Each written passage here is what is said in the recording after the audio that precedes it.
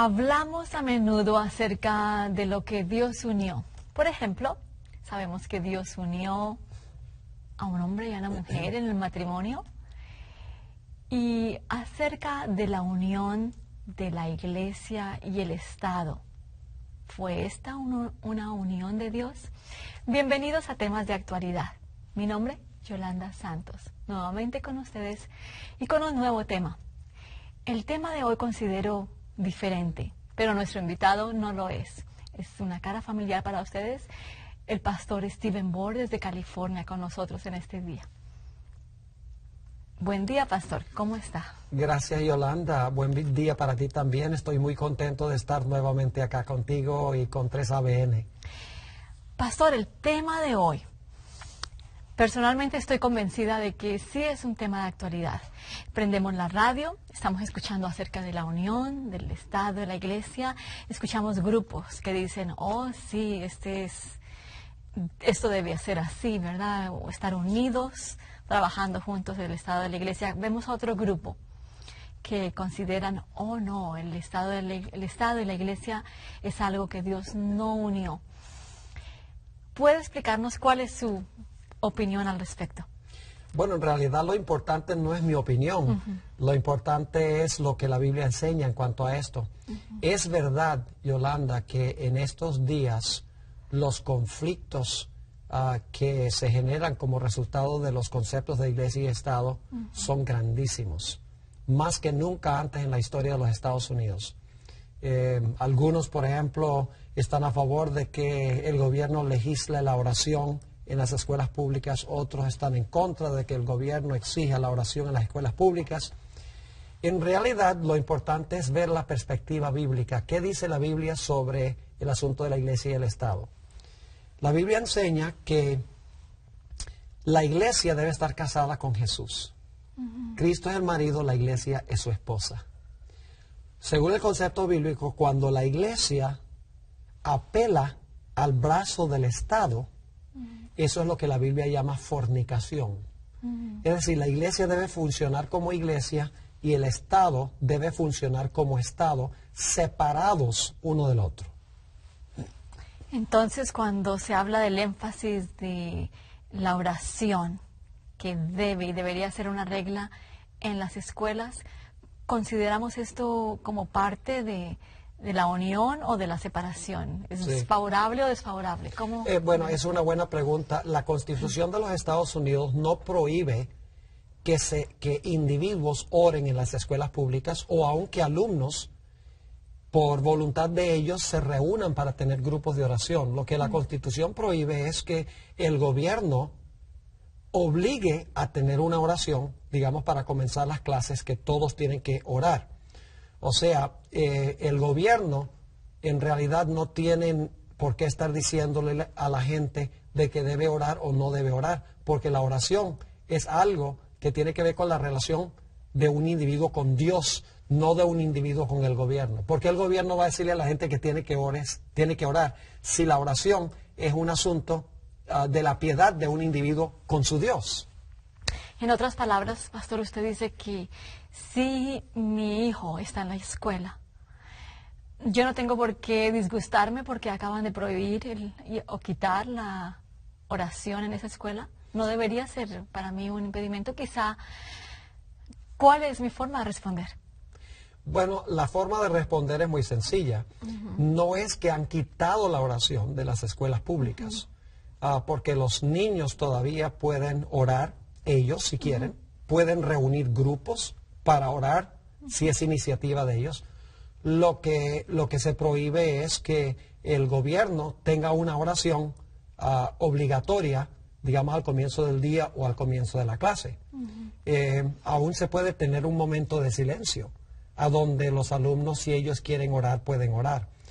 El problema es cuando el gobierno exige que se observe cierta devoción religiosa. Ahí es que entonces se está mezclando el asunto del poder de la iglesia con el poder del Estado. Entonces parece que hay algo de ignorancia en este tema, pastor, ¿verdad? Porque quizá como padres o individuos o miembros de iglesia a veces estamos tratando y empujando Debe haber oración en la escuela, deben estar los 10 mandamientos puestos en la pared. ¿No será que nosotros mismos estamos empujando a que aquello que no debió ser se establezca? Exactamente. Los 10 mandamientos, esa es otra cosa que se está agitando mucho hoy en día. Los 10 mandamientos son un documento divino dado por Dios al hombre.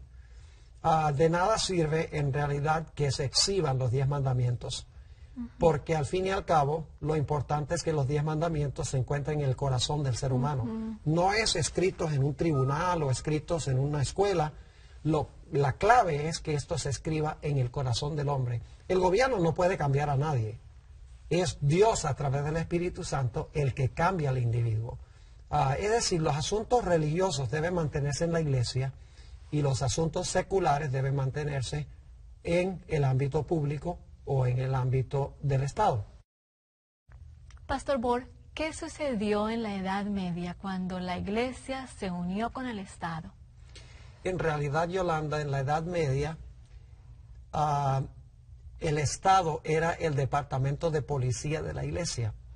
Es decir, que la iglesia usaba al Estado para castigar a aquellas personas que no estaban en armonía con las enseñanzas de la iglesia.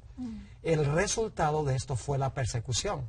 Siempre que la iglesia y el Estado se han unido, últimamente el Estado termina persiguiendo a la gente que no está en armonía con la iglesia. ¿Es esto una trayectoria, un recuerdo acerca de lo que pasó entonces con las cruzadas? ¿Algo que se refiere en la línea? En realidad las cruzadas fue algo que sucedió donde la iglesia en sí contrató a los ejércitos con el fin de ir a tratar de recuperar los lugares que habían sido capturados por los musulmanes. Pero me refiero mayormente a algo como la Inquisición, el Santo Oficio de la Inquisición, a donde si la gente no estaba de acuerdo con la iglesia doctrinalmente, la iglesia entonces les hacía un proceso o un juicio, y entonces si se descubría que eran herejes, muchos eran quemados en la hoguera. En realidad, pues, uno tiene que tener la libertad de pensamiento, libertad de cultos. Ese es el principio bíblico. Y cuando se une la iglesia con el Estado, automáticamente la trayectoria histórica demuestra que se pierde la libertad de conciencia. Estoy recordando la muerte de Jesús, la forma en que Él fue llevado al tribunal. ¿Es esto algo en forma primaria acerca de lo que puede pasar cuando esta iglesia, este grupo de líderes, no hicieron una decisión propia, no fue un castigo de iglesia, se llamó al gobierno para que interviniera? Sí, en realidad era la iglesia de aquella época la que quería matar a Jesús. Pero ellos fueron a Pilato y le dijeron a Pilato: nosotros queremos que este hombre muera. Y Pilato dijo: yo no encuentro en él ningún crimen. O sea, ellos no podían ejecutar el decreto de muerte como iglesia. Y por lo tanto, apelaron al poder de Roma, el poder civil, o a la espada, como le dice la Biblia, y como resultado de la iglesia usar el Estado, esto llevó a la crucifixión de Jesús. Regresando de nuevo a la historia, ¿qué caracterizó a la época colonial en relación con este tema de Estado e iglesia? Sí, hay dos etapas en la historia de los Estados Unidos. Bueno, hay más etapas, pero en lo que respecta a iglesia y Estado, a la época colonial y la época constitucional. La época colonial, cuando recién llegaron los peregrinos a los Estados Unidos, ellos establecieron básicamente aquí en los Estados Unidos una teocracia, donde, por ejemplo, si un individuo no asistía a la iglesia el domingo, porque se guardaba el domingo en esa época, podía ser multado, podía ser echado a la cárcel, y por lo menos en un estado se daba permiso para ejecutar el decreto de muerte contra aquellos que no iban a la iglesia. Si uno no devolvía los diezmos en la iglesia, pasaba lo mismo. Gente que no fuera cristiana no podía ocupar posiciones de servicio público, es decir, no podía ocupar un puesto en el Estado. Y el resultado, obviamente, fue la persecución. En la época de la colonia hubo grande persecución contra aquellos que no estaban de acuerdo con la religión general que se aceptaba en esa época. Vemos los estragos, lo que puede pasar. A veces estamos pidiendo algo por conveniencia temporal y puede afectar el futuro, todo Sí. el futuro de una nación. El asunto es que el Estado nunca transforma a la gente. O sea, el Estado puede asustar a la gente a hacer cierta cosa, pero si el cambio no es de corazón, Dios no lo acepta de todas maneras. Vamos ahora en Estados Unidos específicamente, que es de donde estamos, donde al menos hasta el momento hablamos de que tenemos libertad de conciencia, aún vemos la iglesia y el Estado separada. ¿Qué principios traen a memoria acerca de la Constitución? Hubo una enmienda, ¿verdad, pastor? Háblenos un poco acerca de esa enmienda a la Constitución. Lo que llevó a la adopción de la primera enmienda de la Constitución fue precisamente que los que redactaron la primera enmienda conocían la historia de Europa en la Edad Media y conocían la época colonial en los Estados Unidos. Sabían que cuando la Iglesia y el Estado se unían, el resultado era la persecución. Por eso, en las primeras dos cláusulas de la primera enmienda de la Constitución, dice que el Congreso no hará ninguna ley que establezca religión, ni tampoco hará una ley que prohíba el libre ejercicio de la religión.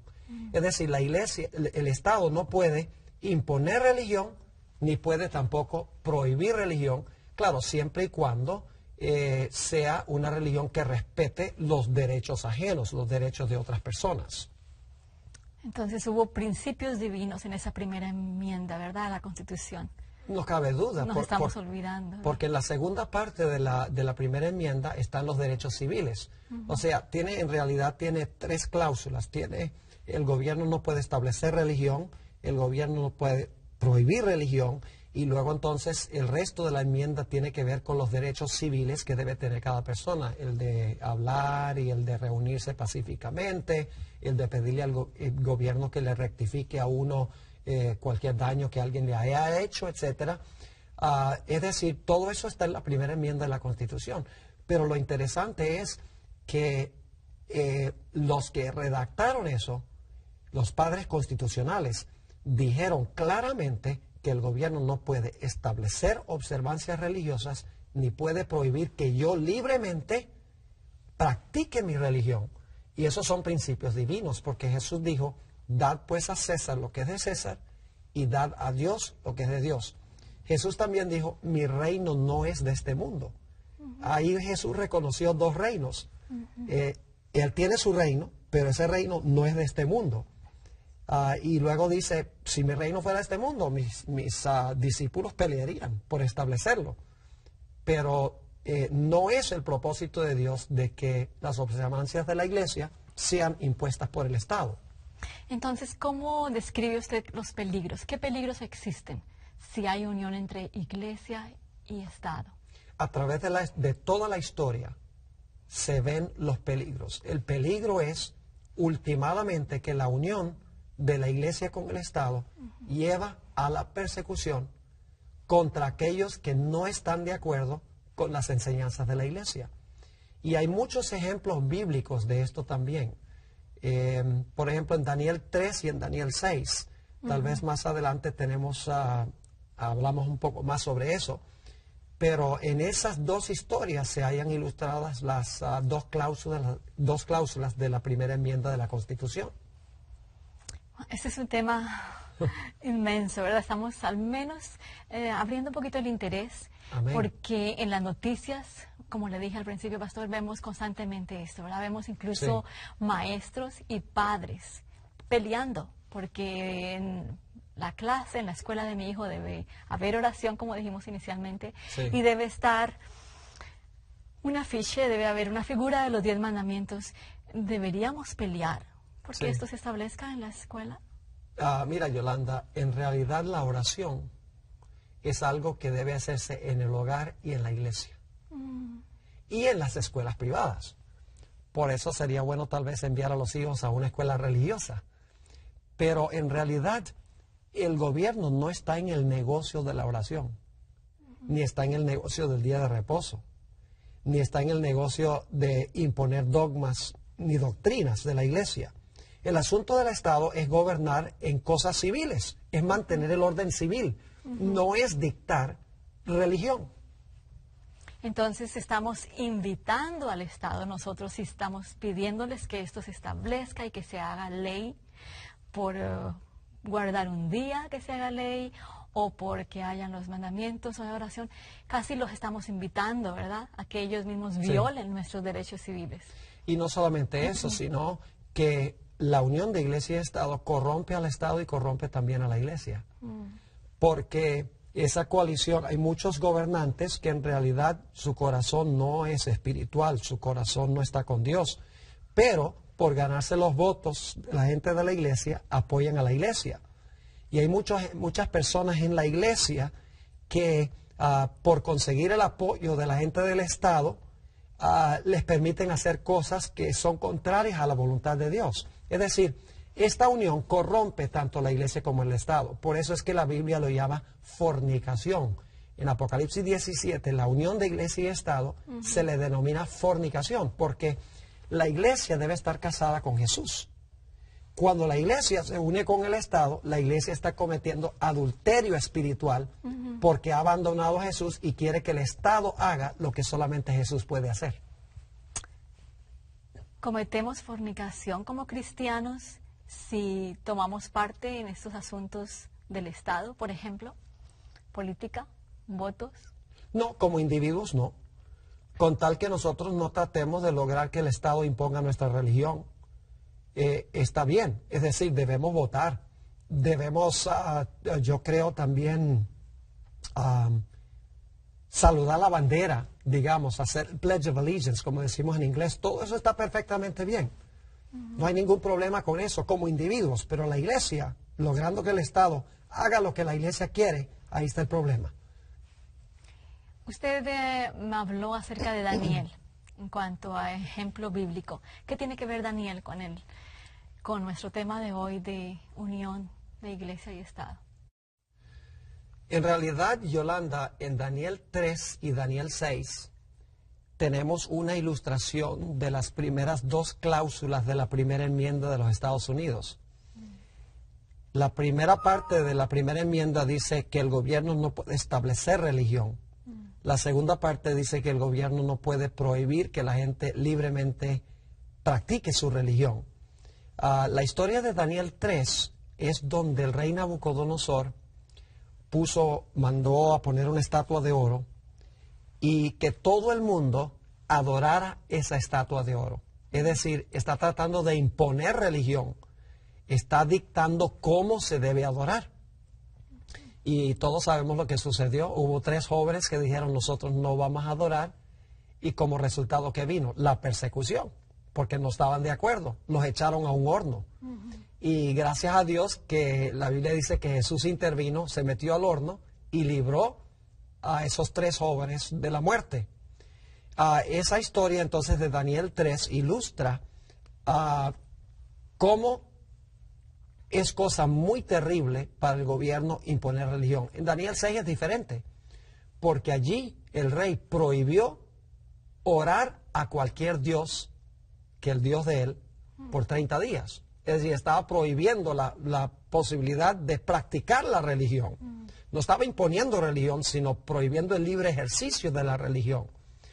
Y como resultado de eso vino también la persecución, porque buscaron a Daniel para matarlo. Pero nuevamente cuando le echaron al foso de los leones, Dios intervino y lo libró de esos leones en el foso. Así que eso ilustra las 2 primeras cláusulas de la primera enmienda de la Constitución.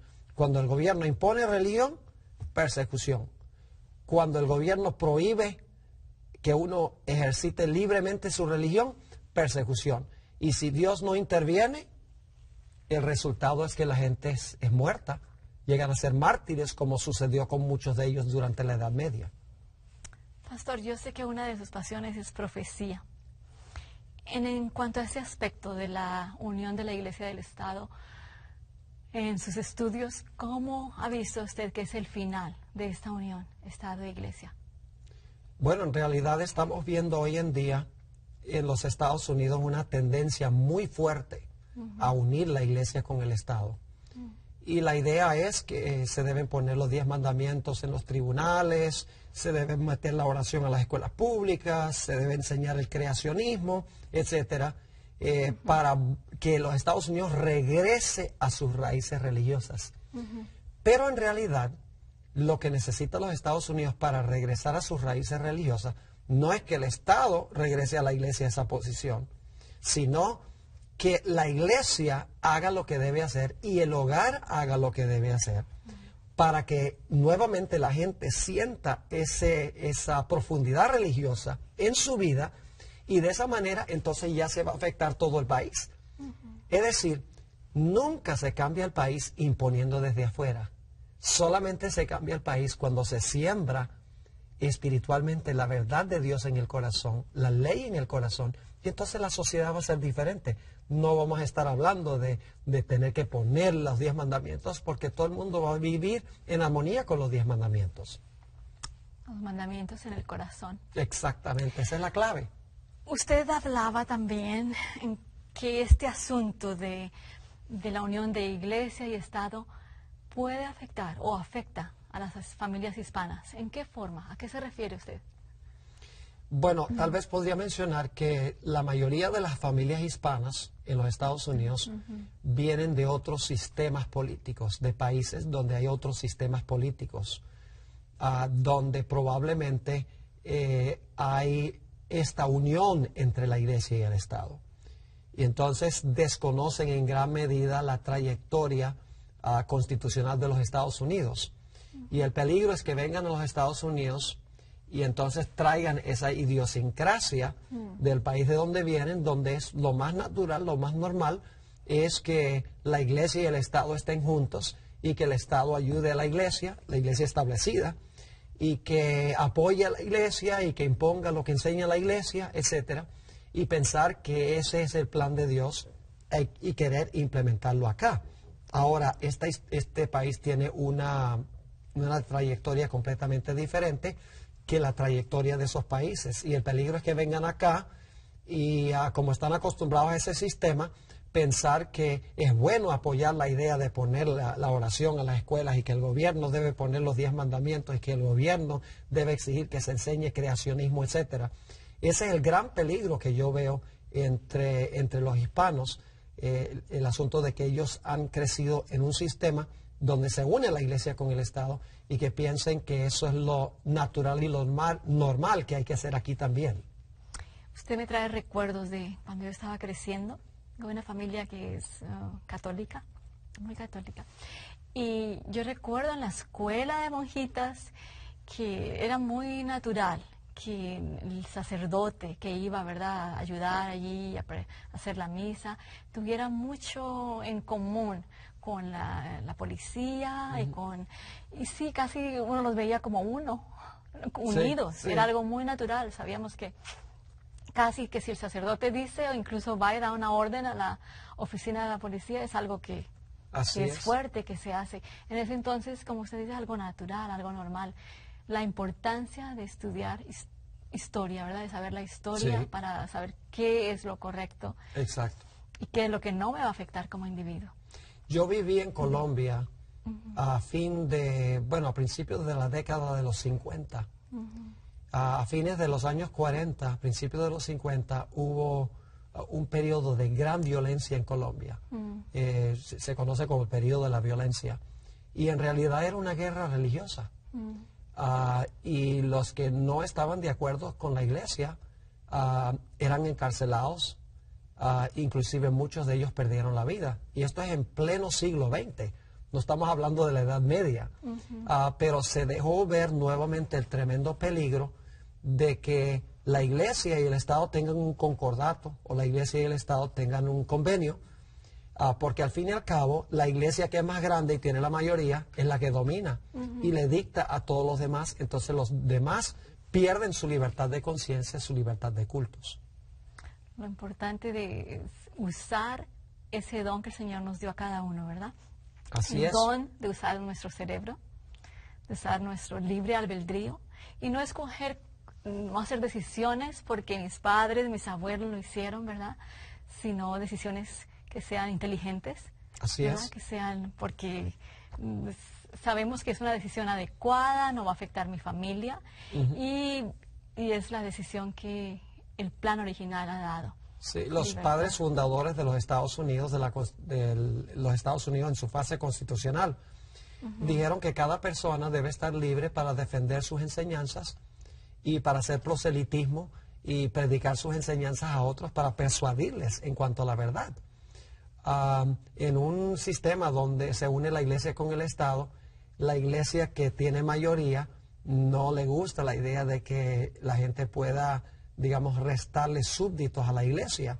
Y por eso muchas veces hay la tendencia de querer restringir la libertad de expresión. Es decir, cuando la iglesia y el Estado se unen, no solamente se pierden los derechos religiosos, sino que se pierden también en gran medida los derechos civiles, como uno ve con los talibanes allá en Afganistán. En realidad, la iglesia y el Estado eran uno, y como resultado la gente perdió en gran medida sus derechos civiles. No había libertad de expresión, no había libertad de cultos, no había libertad para reunirse, no se podía jugar fútbol, no se podía escuchar música, nada de esas cosas que son derechos civiles es porque el régimen imponía su religión que le quitaba a la gente también los derechos civiles. ¿Cabe aquí la palabra para nosotros como individuos o en el mundo civil, la palabra tolerancia? Hay que tolerar los puntos de vista de todo el mundo, hay que respetar la religión de todo el mundo, pero también uno tiene que tener el derecho de defender su religión y predicar su religión, y si la gente le encuentra sentido, de que ellos puedan aceptar lo que uno está enseñando. Esa es parte de la libertad de cultos, de la libertad de religión. Para yo respetar lo que otro crea, aunque yo no esté de acuerdo. Correcto. Pero también esperar que lo que yo creo pueda ser respetado y yo pueda vivirlo sin temor. Y que puedas predicarlo y enseñarlo, ¿cómo no? Claro que sí. Pastor, este es un tema interesante. Amén. El tiempo se nos fue. Gracias por haber asistido con nosotros. Un placer estar con ustedes, Yolanda.